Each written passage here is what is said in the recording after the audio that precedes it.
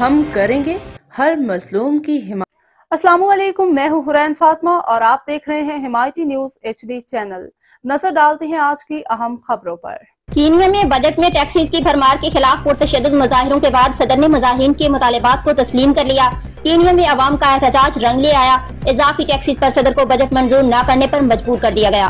مظاہروں کے بعد کینیا کے صدر نے متنازع فینانس بل مسترد کر دیا۔ صدر کینیا ولیم روٹو نے اعلان کیا ہے کہ وہ متنازع فینانس بل واپس لے رہے ہیں اور اس پر دستخط نہیں کریں گے۔ کینیا میں پارلیمنٹ میں فینانس بل کی منظوری کے بعد ہنگامے پھوٹ پڑے تھے۔ پرتشدد مظاہروں کے دوران کینیا کی پارلیمنٹ کو نذر آتش کر دیا گیا۔ پولیس نے منگل کو مظاہرین پر براہ راست گولیاں چلائیں، جس کے نتیجے میں متعدد افراد ہلاک اور سینکڑوں زخمی ہوئے۔ شدید عوامی رد عمل کے بعد حکومت نے کچھ متنازع تجاویز واپس لے لیے ہیں، تاہم عوام نے پورے بل کو ختم کرنے کا مطالبہ کیا ہے۔ بل میں ابتدائی طور پر روٹی پر 16% سیلز ٹیکس اور کوکنگ آئل پر 25% ڈیوٹی لگانے کی تجویز دی گئی تھی۔ ایسی مصنوعات پر چارج لگانے کی تجویز دی گئی تھی جن سے ماحولیات کو نقصان پہنچتا ہے اور فضلے میں اضافہ ہوتا ہے۔ یہ بل کی ایک اہم شق تھی جس میں حکومت نے اب ترامیم تجویز کی ہیں۔